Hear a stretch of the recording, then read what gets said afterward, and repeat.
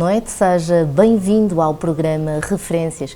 Referências é o seu programa à terça-feira, às 21 horas, na Norte TV. O convidado especial desta noite é o Dr. Adriano Elviseu, um dos mais reconhecidos publicitários português. O seu caráter enquanto homem racional e criativo é de todos conhecido. Foi fundador da Marca Imagem, agência que criou em 1995 uma das imagens mais icónicas da TMN, o mimo de onde recordamos a frase: se quer mimar o seu filho, o seu empregado, a sua mulher, dê-lhes um mimo, bem merecem. Boa noite, doutor. Boa noite. Bem-aja pela presença no programa Referências. Sim, senhor. O doutor nasceu a 1 de dezembro de 1942. Sim, senhor. Este homem que mais tarde vinha a usar suspensórios. Vinha a usar e uso. Ainda os tenho. Efetivamente, é uma marca. Sim, senhor. Que o compõe. Doutor, um cheiro de infância. Cheio de infância. Tive uma infância numa terra linda, em Coimbra. No tempo da minha infância passava-se muito tempo na rua, portanto tenho amigos desde essa data, tenho esplêndidas recordações. Foi uma infância como agora já não se tem, com uma grande liberdade, com o início da aprendizagem da vida, com as disputas da rua, com as rivalidades. Havia rivalidades entre o adro de cima, que era o adro onde eu morava, por trás da igreja de São Bartolomeu, e o Largo do Romão. Jogávamos futebol na rua, havia poucos carros, jogávamos futebol na rua e íamos vivendo e aprendendo a viver. Tenho muito boas recordações. E uma traquinice da juventude? Bom, traquinices, parece que tinha fama e talvez algum proveito de ser traquina. Tenho uma cena que me lembro muito.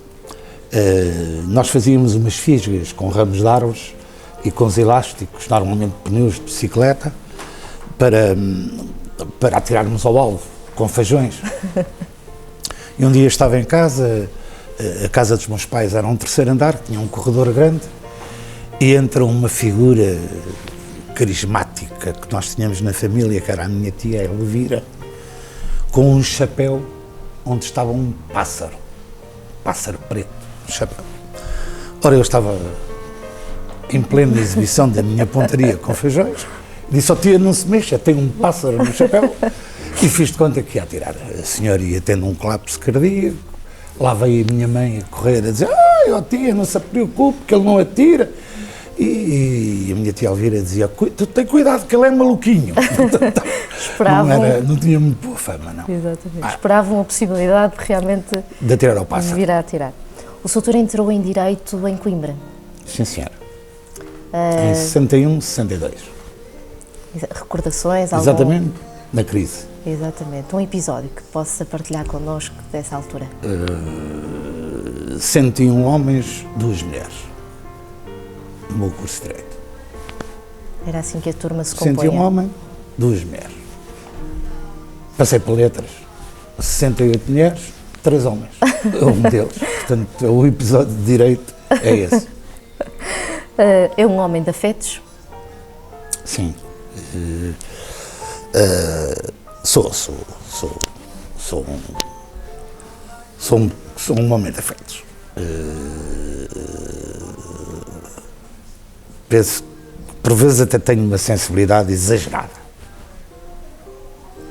Sou capaz de me caírem 2 lágrimas a ler uma coisa, caem 2 lágrimas ridiculamente a ouvir um fado, veja lá. Exatamente.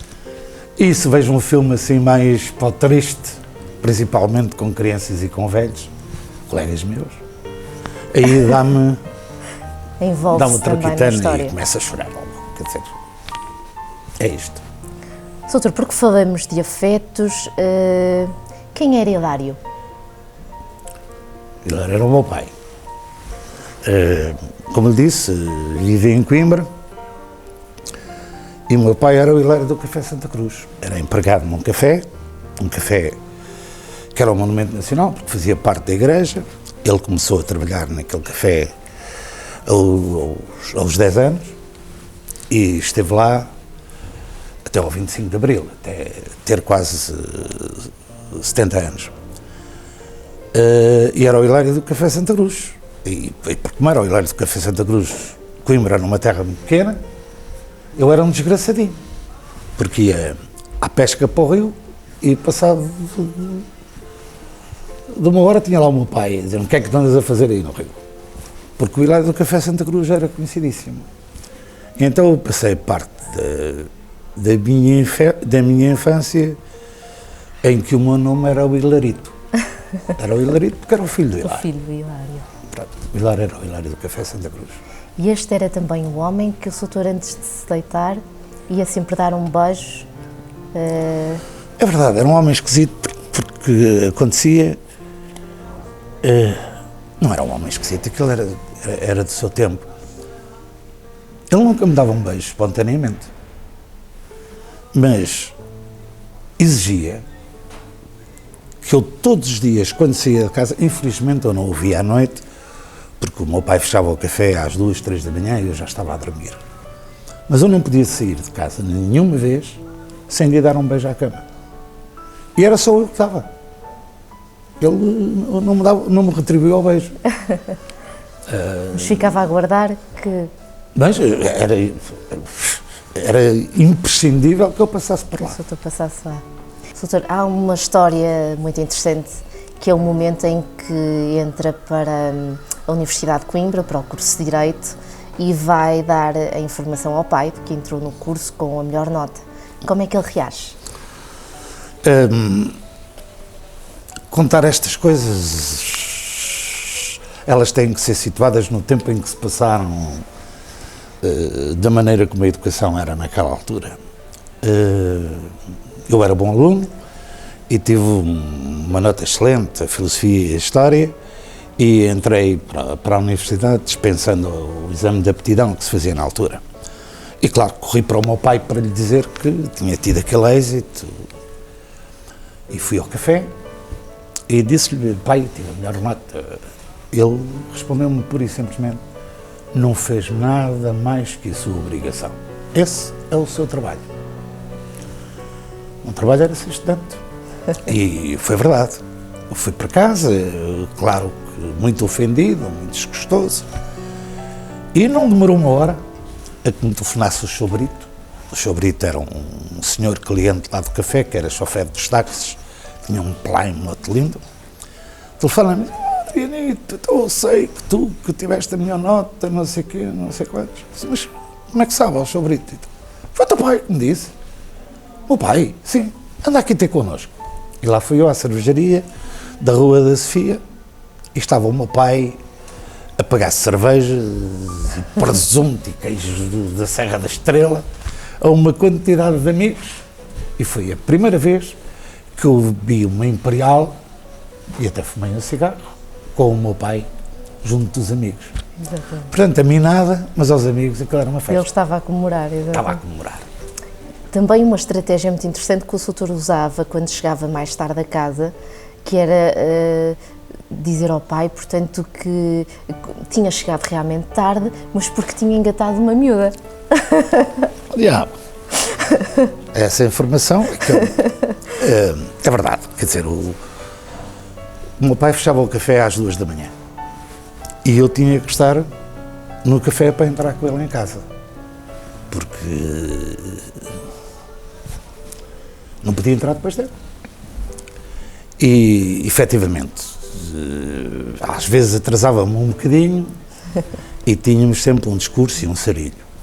E um dia o Sr. Menezes disse: pá, quando tu chegares a casa, o Sr. Menezes era um amigo dele, disse: teu pai, que engataste uma miúda. Disse: pá, eu tenho uma miúda. Pronto, e eu realmente um dia cheguei tarde, ele estava à minha espera. Você vai, sou grande, sou isto, sou aquilo. Oh, pai, é uma coisa entre nós os dois, a minha mãe estava presente. Mas o quê? Não. Eu digo-lhe assim. E disse, sozinho, disse: pai, engatei uma miúda. E ele ficou a olhar para mim e disse: pronto, está bem, está bem. Depois tive um problema. Fiquei atrapalhado, porque tinha que dizer à minha mãe que era mentira. Que era a confidente, a mãe. Confidente nestas coisas, não. Pois.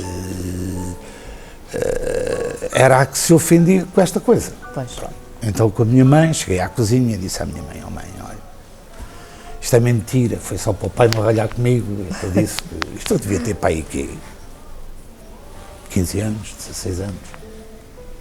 Quando tive também a oportunidade de ver algumas frases que o Soutor vai falando sobre o irmão, portanto, refere-se ao irmão como sendo o meu carinho, o meu conforto. O meu irmão sempre teve, mais 11 anos do que eu. Hoje somos muito parecidos, somos muito iguais. Ele está tão bem conservado como eu, já tem 83 anos. Exatamente. Ele já tem 83 anos, mas está em forma. Mas naquela altura a diferença era muito grande. Era representativa, sim. Era muito grande. E, portanto, ele teve dois desempenhos. Teve um desempenho quase de pai para algumas coisas e também dada a frieza das relações que lhe falei, também um bocado de compensador dos carinhos e do conforto. Ele dava-me os parabéns por ter boas notas, seguia com atenção as coisas que eu fazia no desporto. Portanto, foi um grande apoio para mim e serviu-me muito. Ainda serve. Exato, ainda serve, ainda hoje continua a ter um papel preponderante. Até conhecer Leonor, portanto, era namoradeiro. Não, namoradeiro não. Não. Não, quer dizer, realmente namorei muito na idade. Eu gostava de namorar, uma coisa agradável. Mas os namoros daquela altura eram namoros muito simples. O dar-se a mão num cinema era quase um casamento. Exato. Portanto, eram namoros sempre muito simples. Eu conheci a Leonor com 20 anos, 19 para 20, e os namoros eram simples. Eram namoricos. Como recorda o dia em que conheceu este grande amor? Foi na faculdade, foi na altura em que eu mudei de Direito para Letras. Eu entrei na aula, o lugar que estava livre, graças ao Divino, era o lugar ao lado da Leonor. Sentei-me ao lado dela, e começámos a conversar, e eu acho que foi destino. O conhecimento foi ali na aula. Depois ela queria ir para o Calhabé, que é uma região de Coimbra. Sim. Eu disse, eu vou lá levá-la. Ainda não tinha carro nessa altura. Fomos no trolley. E quando cheguei ao Calhabé, disse, olha, então a menina, que era assim que a tratava naquele dia, vai por aqui, atravessa a passagem de nível. E ela diz-me, a passagem de nível? Sim, a passagem de nível. Não sabia o que era, porque nos Açores não há comboio. Fantástico. Portanto, a rapariga nunca tinha visto uma passagem de nível na vida. Achei piada aquilo. E ainda hoje acho piada. Portanto, veja lá, já lá vão. Desde esse dia, 52 anos. É muito ano. É muito ano. Soutor, como se pode amar tanto? É fácil, mas é uma sorte. Sim. É preciso calhar, é preciso ter muita pachorra, damos lados. É preciso transformar o amor em respeito e em amizade. Uma amizade que agarra e que não... O amor pela ausência, por conflitos, pode acabar. A amizade só acaba por traições. A amizade é um sentimento enorme e que é fundamental para a existência a dois, na minha opinião. Para além deste grande amor, que é a Leonor, existe também o outro, que é a publicidade. A publicidade, eu comecei na publicidade porque na altura não havia cursos de publicidade e não havia grandes hipóteses de eu continuar os meus estudos sem trabalhar. E comecei a trabalhar em publicidade para um programa em Coimbra que se chamava Presença Coimbrana.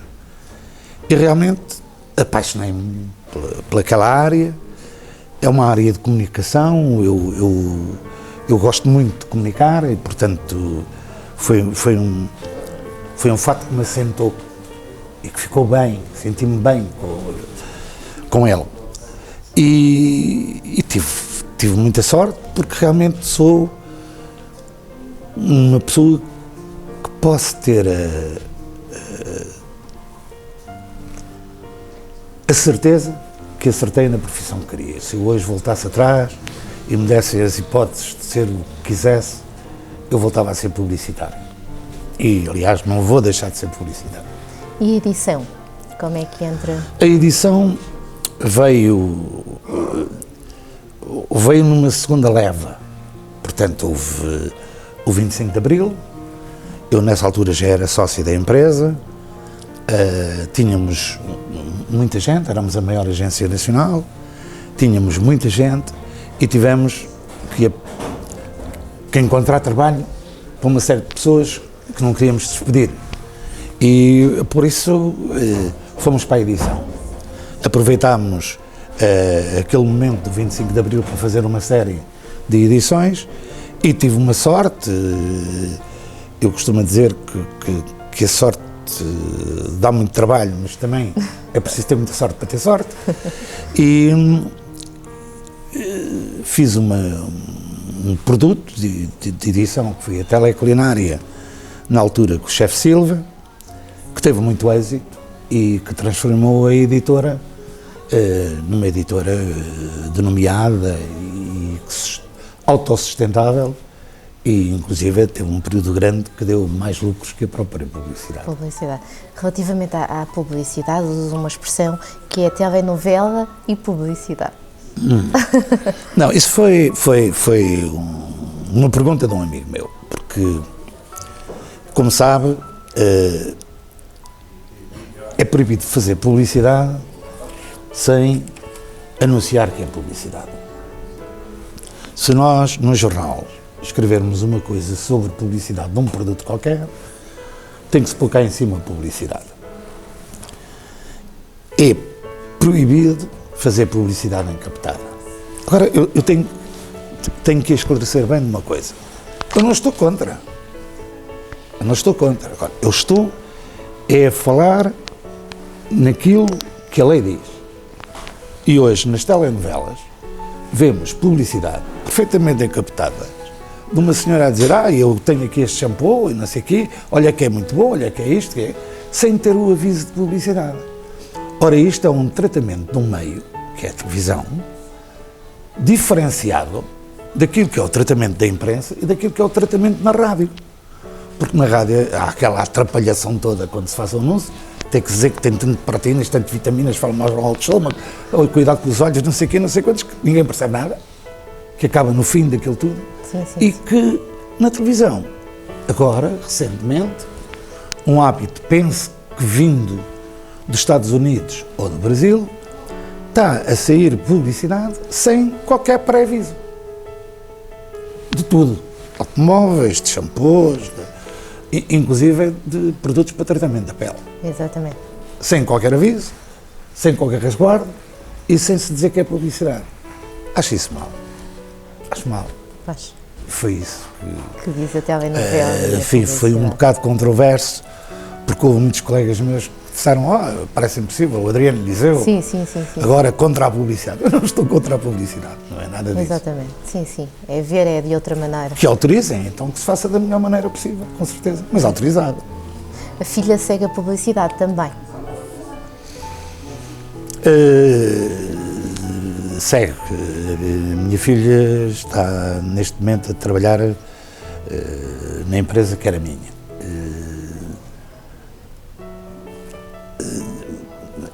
Costuma-se a dizer que filho de peixe sabe nadar. Sabe nadar.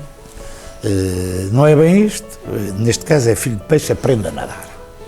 Porquê? Porque a Sofia tem um curso de Psicologia,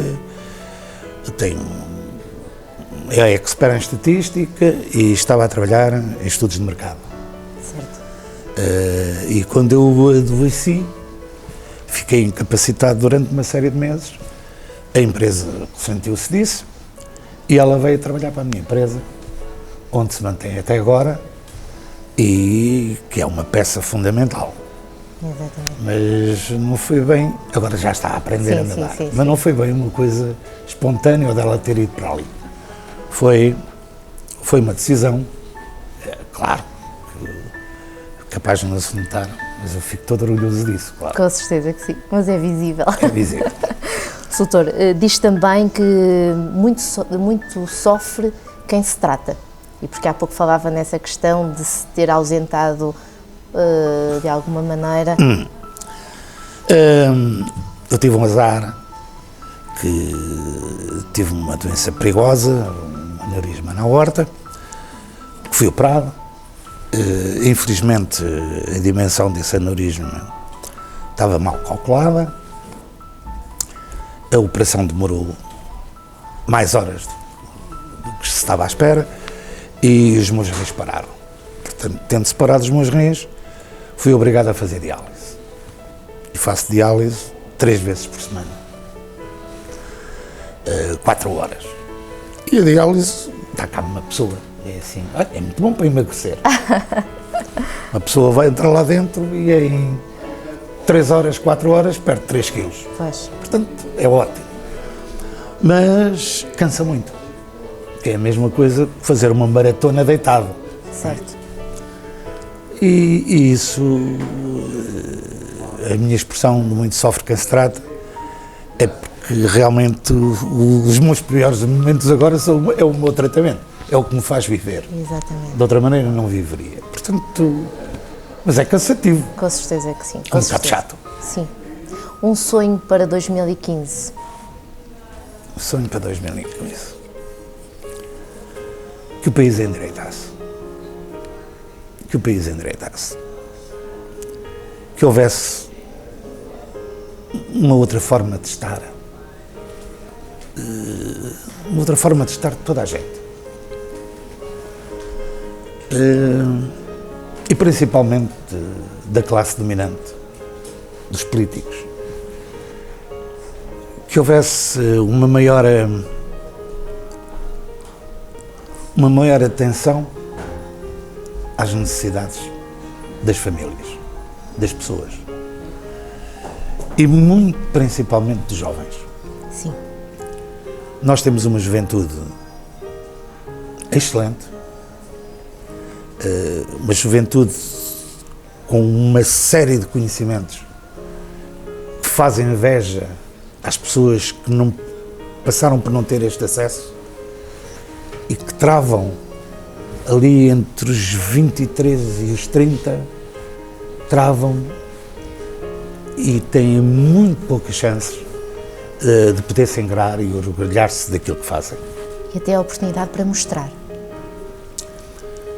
A oportunidade de pôr em prática os conhecimentos com que foram metralhados.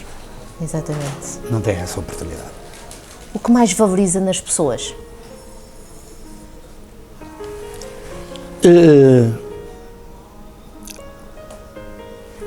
Já lhe falei há bocado e eu acho que a amizade é o mais importante, é o sentimento mais importante da vida. Mas a amizade há várias qualidades que se distinguem na amizade. Eu não consigo apontar nos meus amigos e nas minhas amigas todas uma qualidade comum a elas todas. Quando falo, por exemplo, de idoneidade, lembro-me do Francisco. Sim. Quando falo de esperteza para os negócios que preciso de um conselho, lembro-me de Jerónimo. Quando falo de carinho, de dedicação, de carícias, lembro-me da Teresa. Exatamente. Portanto, as qualidades são diferentes, mas o que soma dentro disto tudo é a amizade. Acho que a amizade é talvez a qualidade maior que junta estas coisas todas. Não a junta na mesma pessoa, mas junta. Exatamente, mas que distribui. Uma viagem que eu tenha marcado? Viajei muito. Sim. Viajei muito. É difícil distinguir entre uma viagem. Houve uma que me chocou, que me marcou pela negativa, que foi a ida à Índia.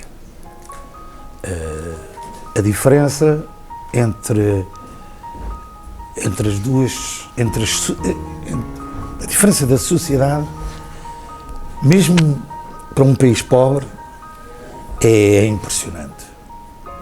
É impressionante. Exatamente. Eu fui convidado, na altura trabalhava com uma empresa aqui do Porto, e fui convidado para ir à casa de um senhor, que era um autêntico palácio, com empregados por todo lado, e à saída, a pobreza era uma coisa traumatizante.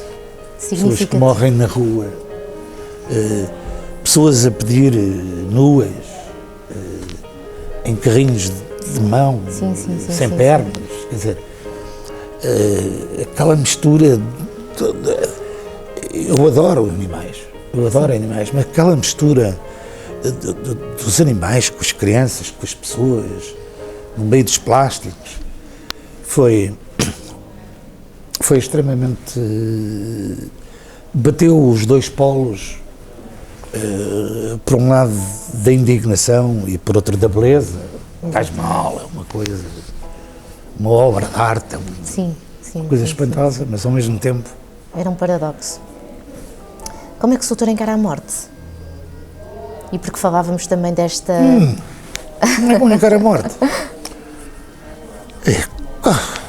Com medo levado da breca. Não me apetece nada. Sim. Não me apetece nada. Eu acho que a morte é uma coisa natural. Certo. A gente não a quer, mas é uma coisa natural.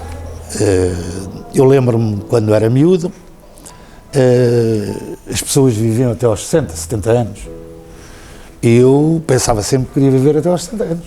Pois. Quando eu tivesse 60 anos, era o meu limite. Hoje acho que vou pensar nesse problema aí para os 101, 102. Muito bem, 102 é uma boa idade.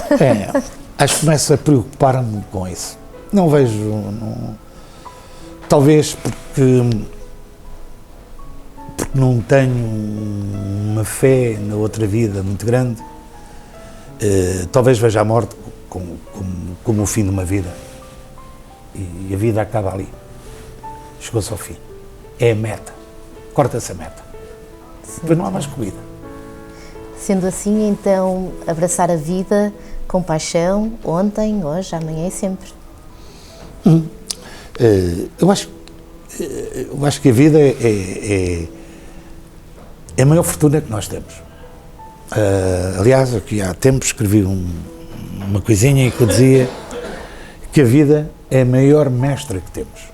Não há professor nenhum, não há doutor nenhum que nos ensine tanto como a vida. O que temos que ter é a inteligência de aprender com a vida e não a deitar fora, não arrumar para o lado, dizer esta experiência não quero. Eu não quero. Toda a experiência é boa. Exato. Mesmo aquela que nos dói, ensina-nos a ter mais cuidado. Mesmo um desgosto, ensina-nos a estar preparado. A vida é uma dádiva. Não disse divina, mas é uma dádiva. É uma dádiva que nós temos que saber moldar. Exatamente. E viver. Temos que saber vivê-la. Usufruir, portanto. Sim. Doutor, uma referência? Eu tenho várias referências. As minhas referências são um bocado divididas por sentimentos. Uma referência na minha vida é o meu irmão, no âmbito familiar. Outra, em termos de companhia, de carinho, de amor, se quiserem, é a minha mulher. Mas também tenho referências profissionais. Um homem com quem eu aprendi muito, que foi o meu primeiro sócio, o Telmo Protásio, já falecido há uma série de anos. Referências de professores, o Padre Urbano, meu professor de moral, que me acompanhava. Eu era considerado um irreverente, e ele sempre gostou muito de mim e acompanhou-me muito e aconselhava-me. Portanto, tenho várias referências, não posso dizer que estou dependente de uma. Sim. Tenho várias referências. Quer na questão afetiva, quer na questão profissional. Todas elas, sim. Soutor, que legado quer deixar?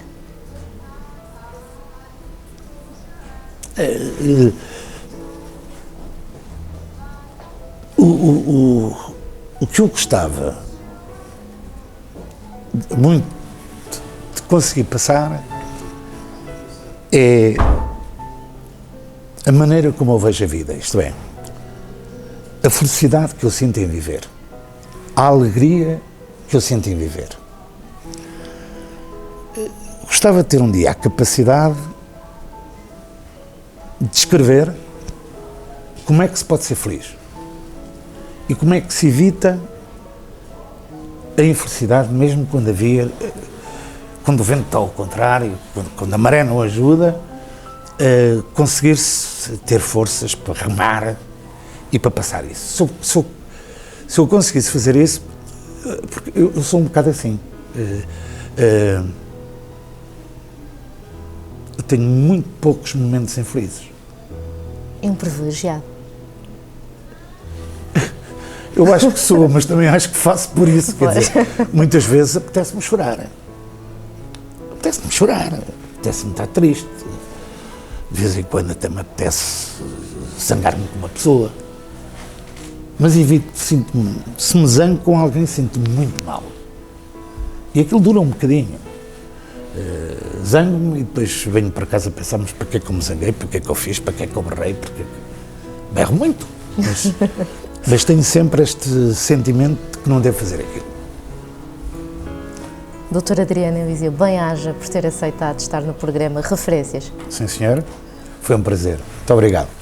Quanto a nós, até para a semana. Referências é o seu programa à terça-feira, às 21 horas, na Norte TV.